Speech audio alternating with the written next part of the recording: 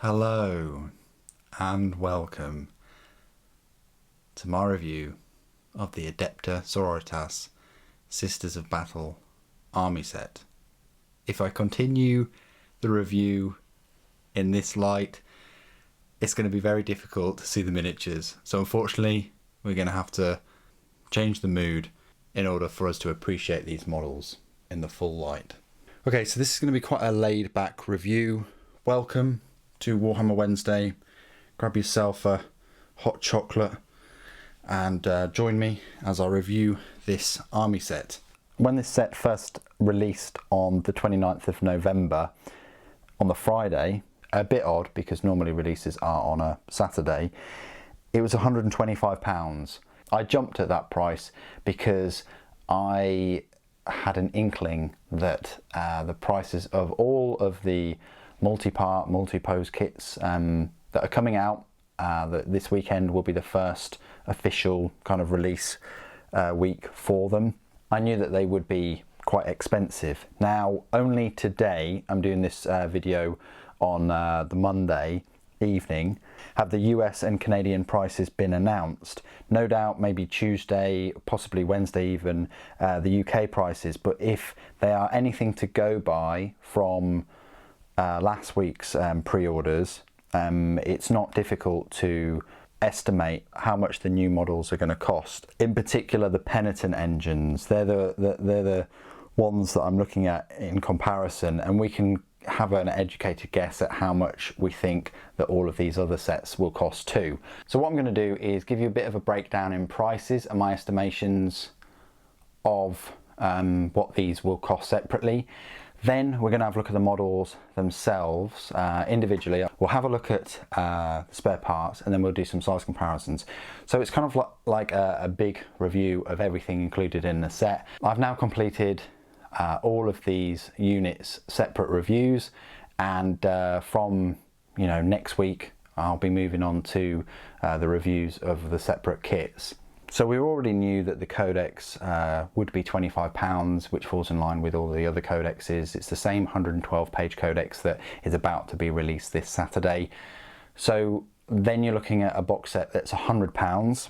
This set included all of the data cards, which we now know, you can see them, 2 boxes at the back. You've got 6 sacred rites, 38 stratagems and 36 tactical objectives. We now know that that is £15. You just get it in a bigger kind of box with some different artwork instead of 2 packages. So already that is £40. You can't argue with that. So now you're looking at a box set which costs £85 for 25 Citadel miniatures. Bearing in mind that the Battle Sister box set is £35, so you can look at it as £50. So for £50, you're getting a Canoness, which, let's face it, will be £20 minimum. You're getting a Penitent engine, which we now know to be £17. 5 Seraphim, which I would predict are no less than £30. 4 Sisters Repentia and a Repentia Superior, which I would say again is about £30. The arco-flagellants are going to be £30 for 10. So what I'm trying to say is, monetarily wise, you're getting 5 Seraphim and the floor Sisters Repentia for free. So you're basically getting 2 squads there for free. Of course, it's a collector's edition as well. You're getting a codex with a different cover, and you're getting 12 miracle dice, as well as the transfers which you'd get in the standalone set. Even when taken at face value, this set not only includes, I say, exclusive miniatures. You won't find these miniatures anywhere else. The miniatures that you're going to get in the separate kits will look slightly different than these, especially the Canoness. Of course, when you bundle them all together with the multi-part kits, yeah, they're from the same faction, but these will be specific to this kit.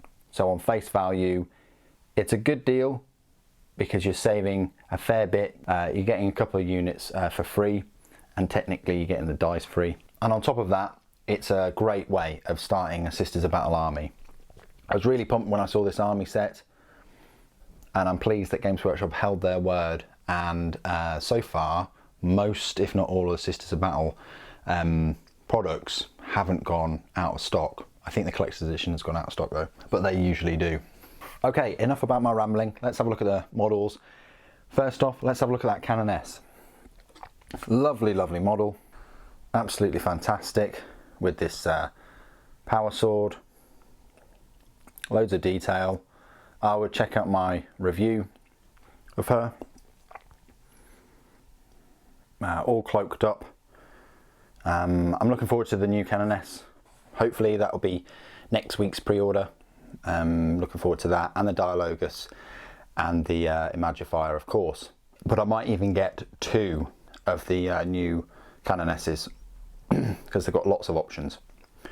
So that's the main HQ, the only HQ in this force. You've got elites in the form of the Repentia. These are lovely models. You get a set of twins, these 2 twins here, which look the same, but luckily you get different heads. So although they're in the same pose, you can swap the the grills out with the masks. Worth noting that these 2 though are different. One's got this chainsaw really high up, and the other one's swinging it, and kind of got an unfinished haircut, I want to say. So that's those 2, and the Repentia Superior looks absolutely amazing with this neural whip. Incredible. Looking forward to the full set. If they've got a different Repentia Superior. The Penitent engine, need I say more? This is an incredible model. Got this unfortunate strap to the front.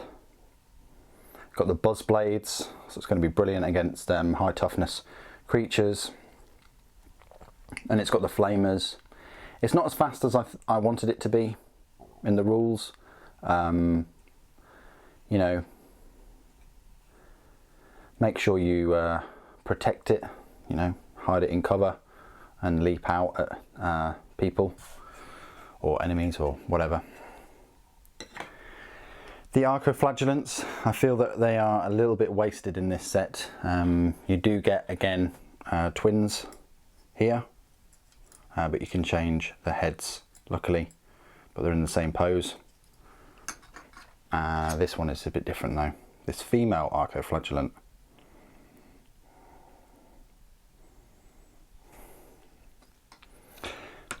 The Seraphim at the back. Glorious models. I love the dual bolt pistols firing away. Of course, in the multi-part kit you're going to have flamers and inferno pistols, and you're going to have enough pieces to make the Zephyrim. I'll just show you the Superior, just because they are all quite fragile. But this lady is armed with the plasma pistol and a sword. They go really, really well with Celestine and the Gemini Superior.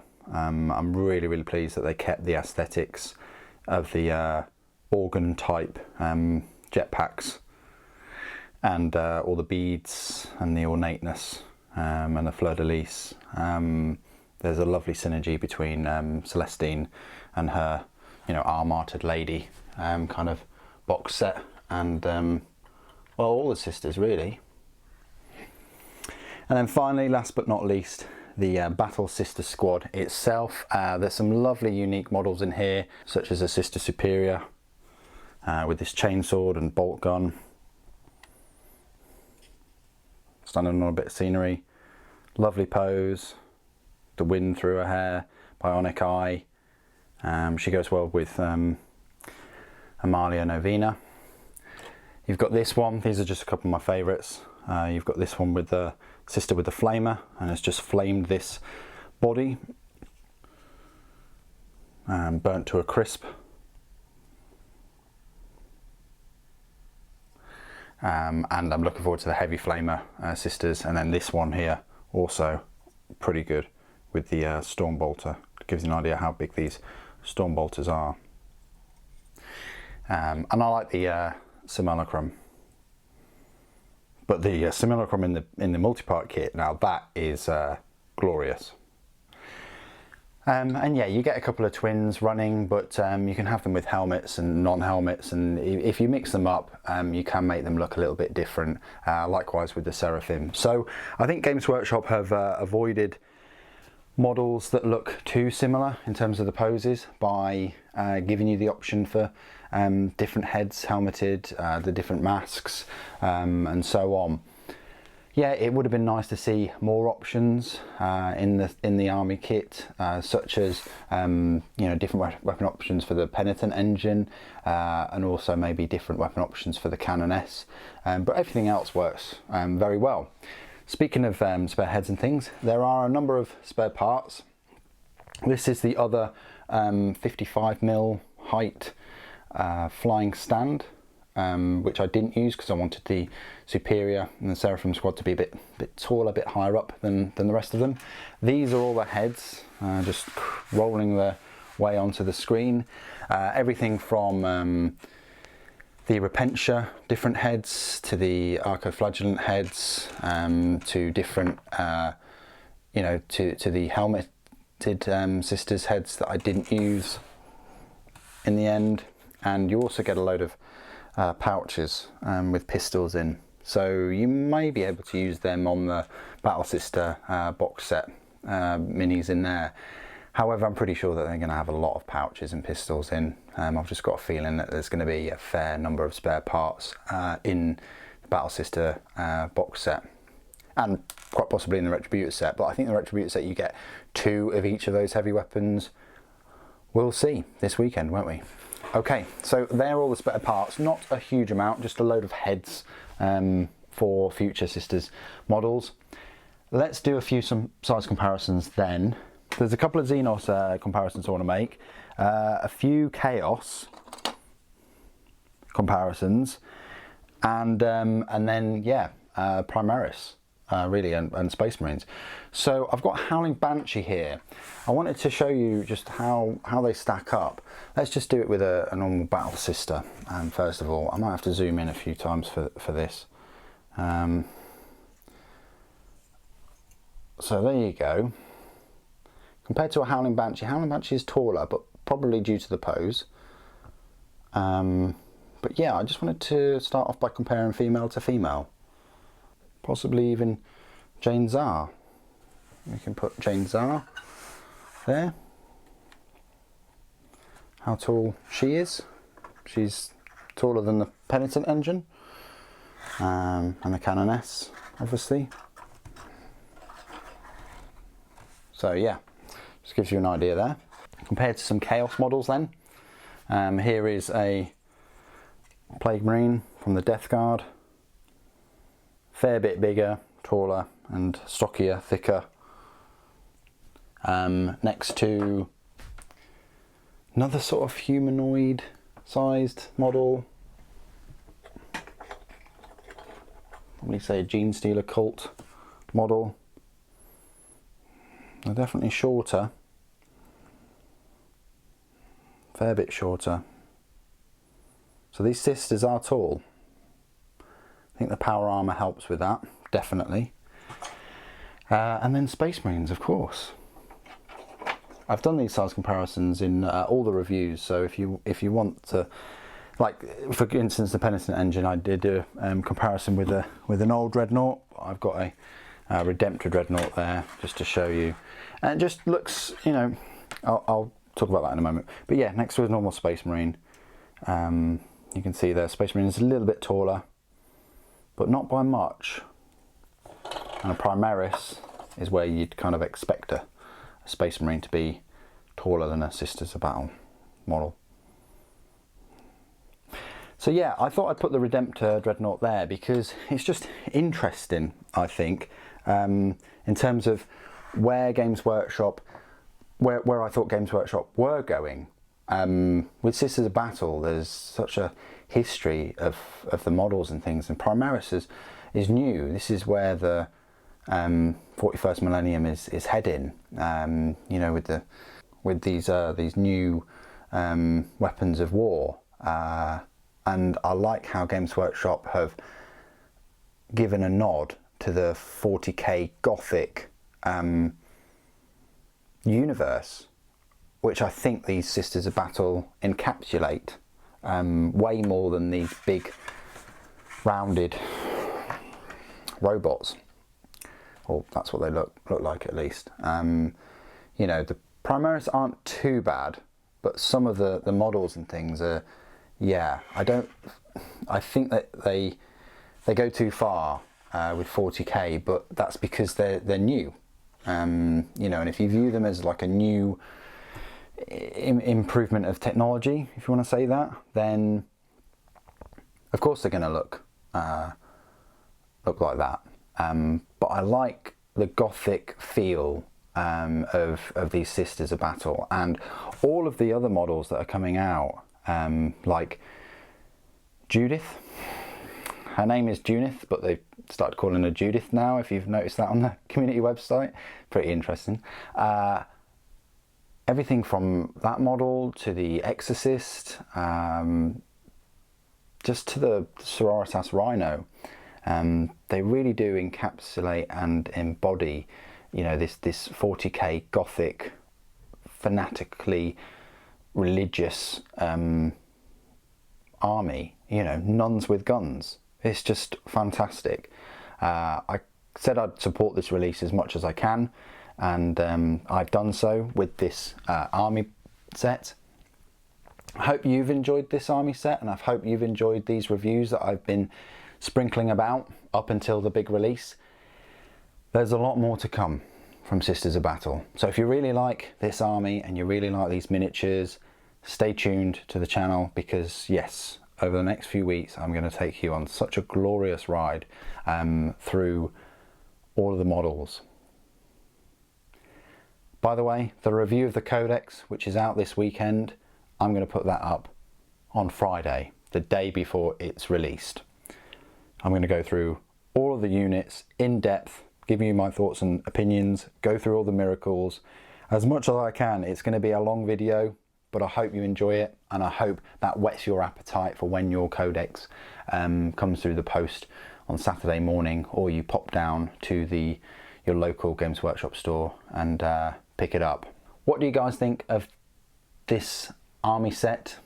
Do you think this is the right way of doing it? Not in terms of not making enough, but I mean in terms of, if there's a new release coming out, put a Codex in a box set like this, put a load of monopose miniatures in there, and then release the full army, you know, almost 2 months later, a month and a half later, in drips and drabs. Do you think that's the better way of doing it, or do you think it's better to do, you know, to not have one of these sets at all and just release the Codex, the HQ, and a troop choice in the first week, and then start sprinkling the rest of the releases weekly? I'd prefer this over what they've been doing the past few years, which is releasing like the Blood of the Phoenix box set, where you've got a load of new miniatures and you can't buy them separately on the same release as the box. I'd rather it go this way with a new army. I mean, technically this is a new army for 40k. The metal miniatures, yes, they've been around for well over 20 years, but this is all new miniatures, all plastic kits. You've got these monopose miniatures, and then you've got the full multi-pose kits coming out over the next few weeks. Put it in the comments down below what you think of this army set, and the best way to, and in your opinion, the best way to release you know, new models for a new army. It'd be very interesting to read your comments. Now, this is not the end. It is not even the beginning of the end, but it is perhaps the end of the beginning. Thank you very much for joining me today. Thank you for watching. The Emperor Protects.